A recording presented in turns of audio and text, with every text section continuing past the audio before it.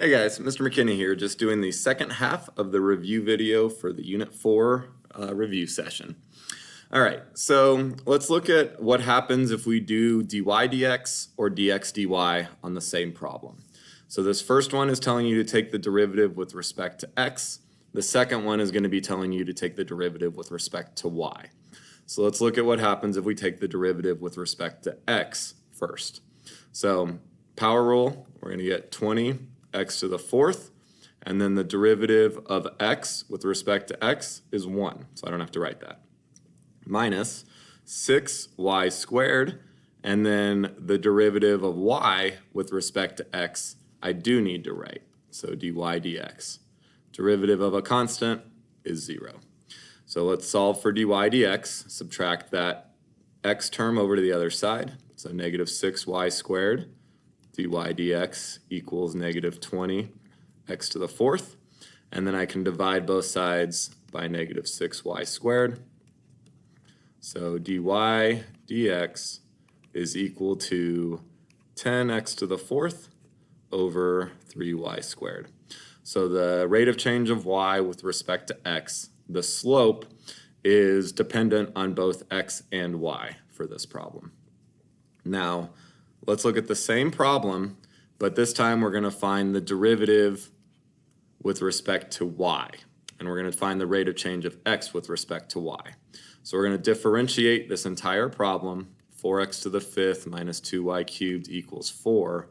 We're going to take the derivative with respect to y. This first one, we did the derivative with respect to x. So when I take the derivative of 4x to the fifth, I'm still going to get 20x to the fourth, but this time we're taking the derivative of x with respect to y. So I do need to write that, dx dy, minus 6y squared. The derivative of y with respect to y, I don't need to write because that's just 1. Derivative of a constant is 0.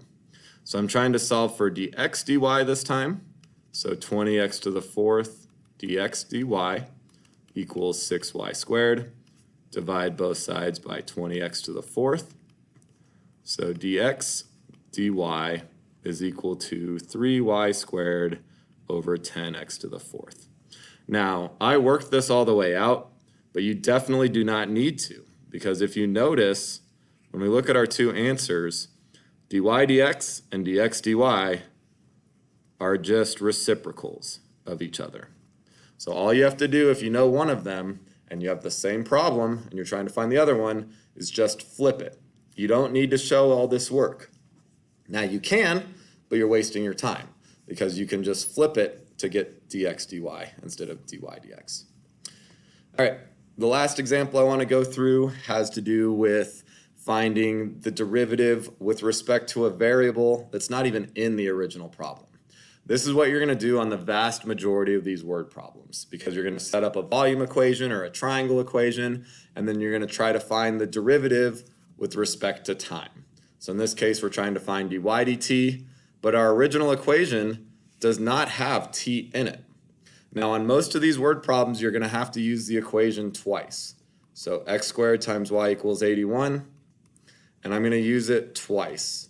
And the reason I'm going to use it twice is once is at the instant that x equals 3, and the other one is the overall, where x and y are both variables. So this is the one where I'm going to take the derivative. This is the one that I'm going to use to figure out at this instant what is the y value that corresponds to the x value of 3.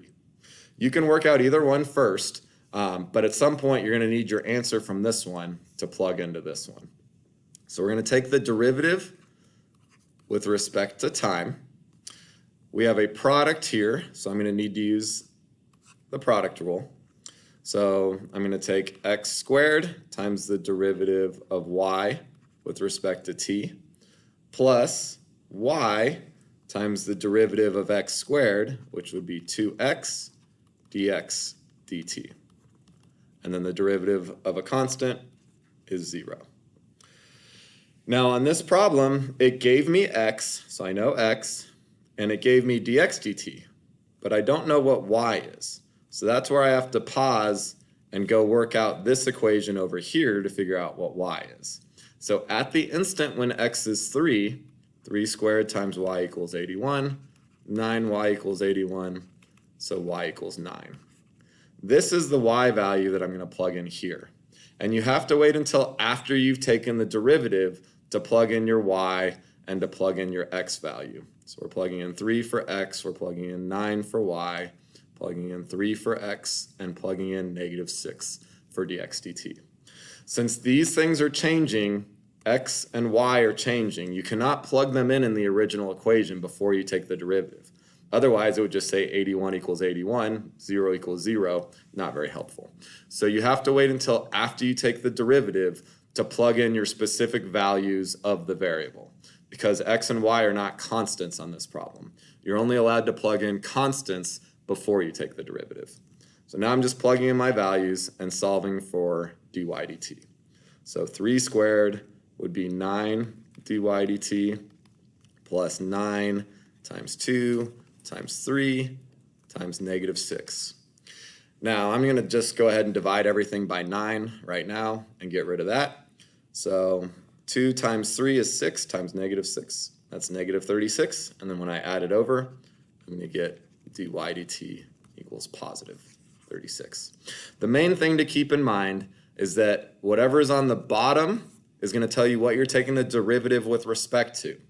On the word problems, it's not necessarily going to tell you to find dx dt. It's going to say find the rate of something.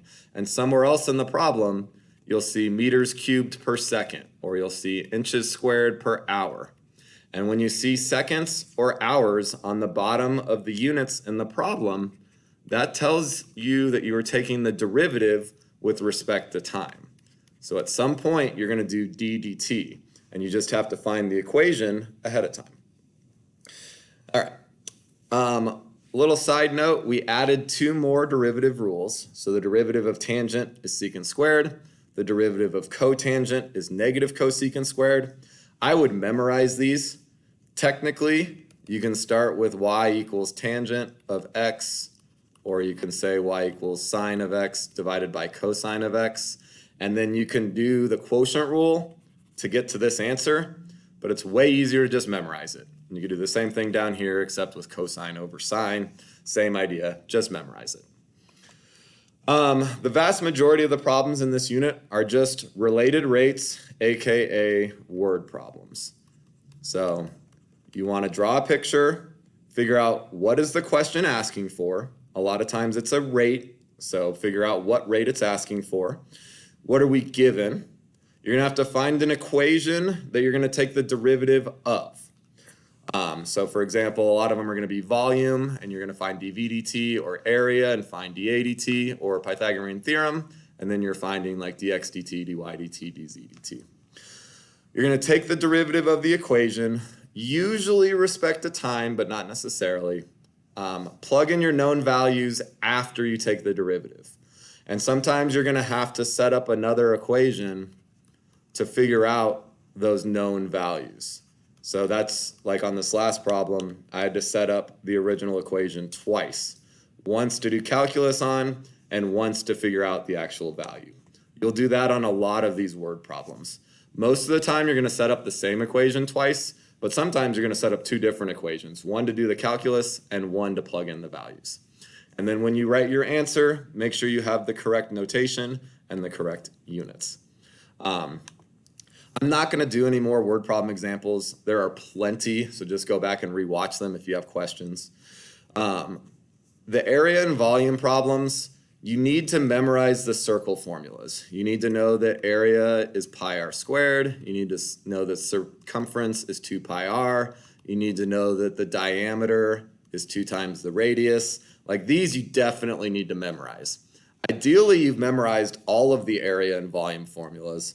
And I talked about the tricks for how you can memorize most of the volume formulas based off of this one. You need to know area of a triangle. You need to know area of a rectangle. And you need to know area of a trapezoid for sure. Trapezoids not so much in this unit, but they'll come back in later units. The hardest problems are usually the triangle problems because there's different equations that you're going to use. Sometimes you're going to use the Pythagorean theorem, especially if the side lengths are changing and if you see the hypotenuse being used in the problem. We did those shadow problems where you don't use the Pythagorean theorem. You end up just making similar triangles. So that's another option. If the area is referenced, don't use Pythagorean theorem. Use the area of a triangle formula. If the angle is referenced, you're probably going to use sine or cosine. And then, like I said, if you're doing one of the shadow problems, you might need to use similar triangles. So the triangle ones are usually the hardest because there's so many different options. So just look at the different examples and reach out to your instructor if you have questions. Hope this helps. Good luck on the test.